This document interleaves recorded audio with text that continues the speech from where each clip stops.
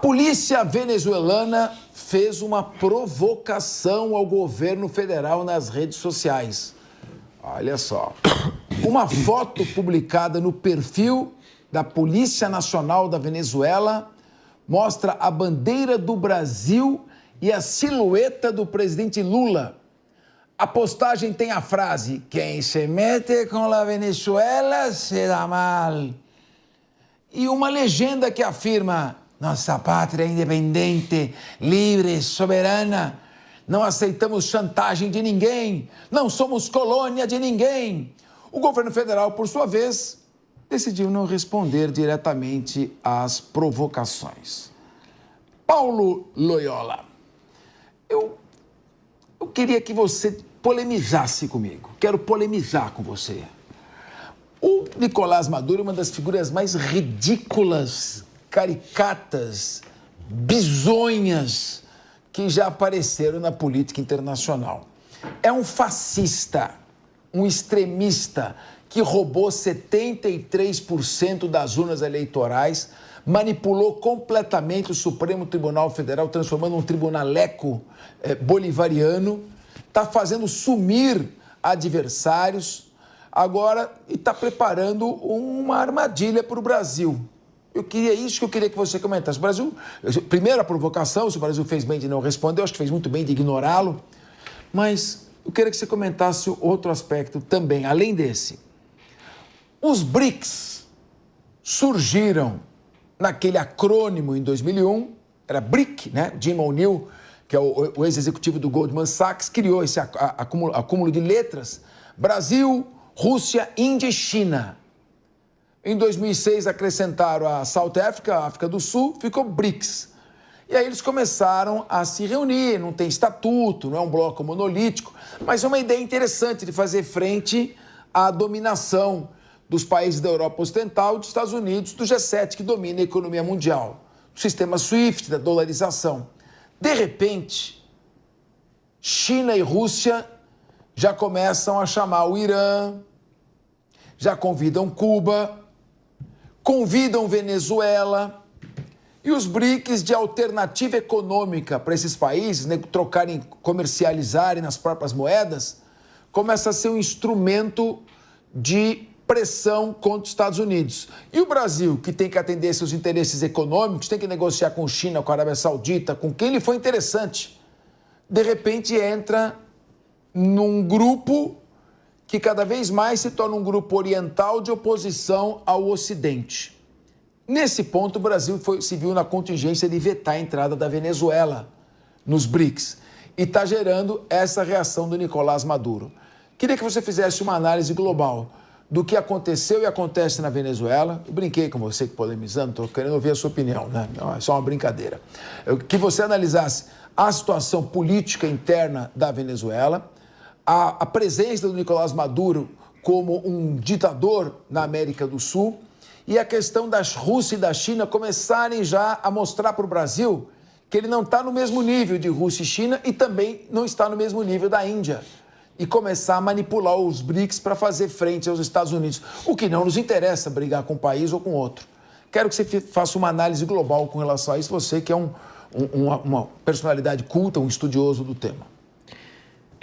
Bem, na verdade, para começar, eu parto do mesmo lugar da análise do governador ali de Roraima em relação a essas falas, né?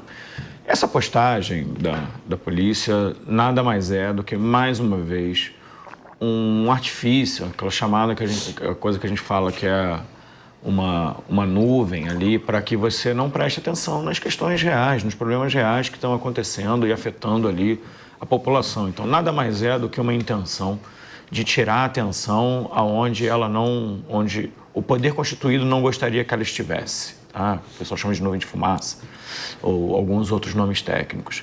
Agora, uma questão muito relevante foi o bom posicionamento no Brasil, na verdade, impedindo que a Venezuela fosse convidada, indicada nesse processo. Discordo um pouco da questão da orientalização, já que a gente tem, inclusive, países do Oriente Médio entrando, você tem a Argentina ali também tendo sua entrada analisada. Na verdade, o que está se constituindo É uma mudança do sistema de poder, com muita influência, obviamente, mais até da China do que da Rússia, para mudança da estrutura de poder e nessa polarização e nessa disputa com os Estados Unidos de quem é o grande polo de desenvolvimento e de influência de soft power ou de influência direta ou de influência bancária, porque uma das questões que se discutem ali dentro é justamente a questão da moeda que se usa para as trocas entre os países e está contido nisso também uma estratégia de enfraquecimento do dólar e isso incomoda muito o Ocidente, incomoda muito os Estados Unidos, incomoda muito uma parte da imprensa, incomoda bastante o poder constituído. Então, na verdade, mais do que ser algo orientalizado, a gente deveria olhar para os BRICS como uma força emergente que surge frente ao poder dos Estados Unidos, que vinha sendo muito pouco incomodado durante todo esse tempo e que, a partir de agora, tem aí uma rivalidade muito maior com a China, que, através dos BRICS, também vem aumentando seu poder de influência. Mas eu faço só uma pergunta a você. Em que contexto você... Eu concordo com isso que você disse. A dolarização da economia é um mal para o mundo. Os Estados Unidos emite uma nota de $100, ele gasta 5 centavos. E ela vale $100 no mercado internacional. Com isso, o país está com uma dívida externa, de uma dívida pública de 35 trilhões de dólares, 1,5% do PIB, não, 150% do PIB do país, e se financia dolarizando e obrigando o mundo inteiro a negociar pelo seu sistema.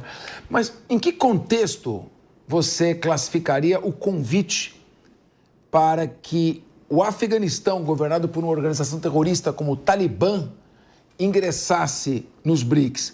E por que convidar ali a Venezuela, que está num momento extremamente polêmico de contestação da legitimidade do seu governo, praticamente se assumindo como uma ditadura, e colocando o Brasil numa situação extremamente desconfortável de ter que vetar o ingresso e ainda a Rússia dizendo que é a favor do ingresso?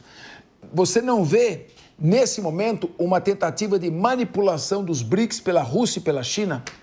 Na verdade, se a gente for pegar em termos de geopolítica internacional, esses são países que fazem negócios com uma boa parte do mundo, inclusive com o Brasil. Você falou da ditadura do Irã, eu poderia falar da ditadura dos Emirados Árabes, com o qual, por exemplo, o Bolsonaro tinha ótima relação e não via grandes questionamentos aqui por parte do campo brasileiro. Eu nem falei do Irã. Eu nem falei do Irã. Eu falei do Afeganistão, governado pelo Talibã, e falei da Venezuela. Sim. Aí eu estou trazendo os Emirados Árabes, que tem uma postura mais à direita. Sim, mas nós temos aqui tem um problema agora, uma crise gerada aqui no nosso vizinho, que se apropriou de uma eleição, é um ditador, está suprimindo direitos. Os Emirados Árabes é uma monarquia teocrática já consolidada que comercializa com todos os países. Também o Brasil não deve estabelecer suas prioridades econômicas a partir dos regimes políticos.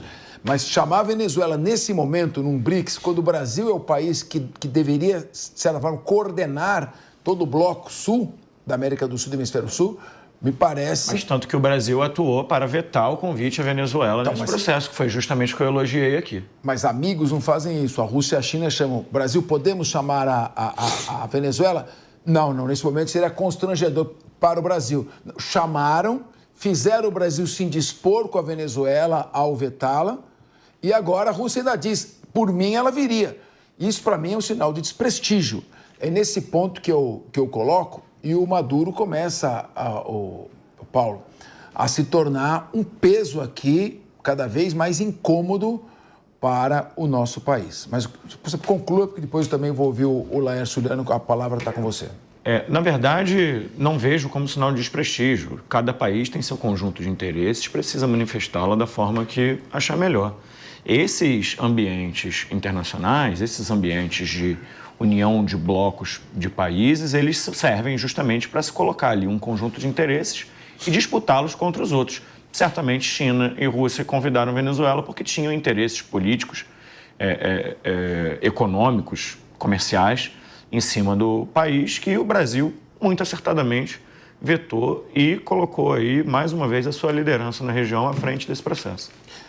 Laércio Uliana, e o que você acha? Que o Hugo Chávez era chamado, como é que o Hugo Chávez era chamado nos Estados Unidos? The Clown, o palhaço. parece que o Nicolás Maduro está se superando nesse aspecto. E agora começa a provocar o Brasil.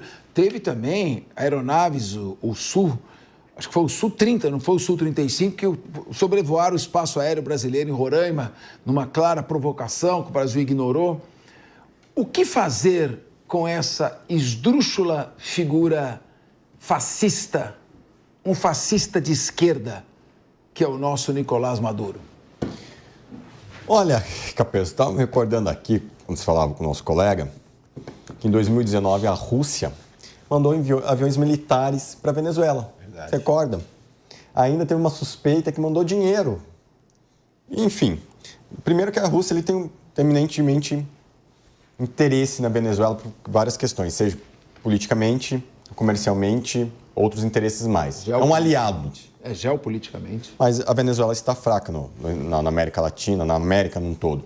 No entanto, verificando o que o Maduro tem feito ultimamente, realmente, ele acabou perdendo o próprio amigo, que era o Lula, começou a atacar o próprio amigo. Pelo jeito, ninguém vai ficar mais com ele, porque quem ficar com ele vai receber um abraço de afogado, vai se afogar junto. Acho que o único jeito de começar ali com a Venezuela para pôr nos trilhos é começar cortando os braços financeiros que tem em relação à Venezuela, tendo sanções econômicas a respeito, é uma hipótese, porque por mais que eu não concorde com o Maduro, o Brasil ou qualquer outro país ir lá tirar ele do poder, eu não sou muito adepto, tá? Mas temos que começar a enfraquecer e isolar politicamente e economicamente. Se nós não fizermos isso, ele vai continuar dando as cartas. No entanto, ele começou a ficar irritadinho, uma criança birrenta, né? Porque o Brasil falou assim, opa, o governo Lula já verificou, olha, o Maduro está transbordando aqui qualquer ideologia, enfim. Eu não posso estar de acordo com ele, então vou vetar ali na Venezuela. Ele ficou bravo e fez aquela figura. Então, nós temos que começar a enfraquecer econômica e politicamente. Não tem muito o que se fazer, ou tira ele do poder na marra. Priscila Silveira, agora quero entrar no gerador de caracteres ali, que a polícia venezuelana provoca Lula nas redes sociais. Quem se mete com a Venezuela se dá mal. O que quer dizer isso? Por que o Lula se deu mal? Onde que o Lula se deu mal? Eu não entendi qual foi o ponto ali que o Lula se deu mal. Quem se mete com a Venezuela se dá mal. Como é que o Brasil está se estrepando de ter vetado a entrada? O que a Venezuela está fazendo para o Brasil nesse momento? Capês, que tanto nos preocupa? Essa interpretação a gente pode até voltar num preceito, né, recente na história aí. Depois das eleições, né, desse imbróglio que até hoje a gente não sabe, na verdade a gente sabe até o que aconteceu, mas não desfez aquele imbróglio lá na Venezuela quanto às eleições. Me parece que o presidente Lula quis se desvencilhar um pouco, obviamente, dessa figura, até porque ele prega sistema democrático, prega a proteção a algumas garantias, e tendo em vista que ele prega essa proteção a essas garantias, me pareceu, né, e até acertado, enfim, dele tirar a figura, desvincular a figura do presidente, né, Lula com o Maduro, mas isso se protraiu com o tempo, né, e eu acho que essa fala aí da polícia me parece até a mando do próprio Maduro, né, não sei se eu estou equivocada nesse sentido, porque tivemos uma retaliação porque ele tirou, já que o presidente não esteve do lado dele mesmo, né, dizendo lá das eleições, ele fez o convite para nosso embaixador ser retirado da Venezuela. Depois ele tirou, me parece, aí, o embaixador aqui do Brasil, e aí depois vetou, né, o ingresso ou a inserção da Venezuela na BRICS. E aí, então, eu acho que eles quiseram dizer, olha, não mexe com a gente não, ou esteja com a gente, é melhor os amigos, aos amigos tudo e aos inimigos isso que a gente está vendo. Eu senti isso um tom de ameaça, né? E acho que nesse sentido o presidente fez de forma acertada se desvincular do seu amigo, né? Ele é amigo, mas já com uma questão mais populista, e eu acho que é um tom de ameaça para o Brasil, então, repensar esse afastamento, Capês. Então, veja bem, atenção Brasil, essa ameaça já havia sido feita por Hugo Chávez contra os Estados Unidos. Chávez disse aos Estados Unidos: não mexam com a Venezuela, vocês vão se arrepender. E agora, o Nicolás Maduro ameaça o Brasil. A Venezuela está fortemente armada? Não, consultem qualquer militar da ativa ou aposentado das Forças Armadas brasileiras dirão que a Venezuela não dá nem para saída.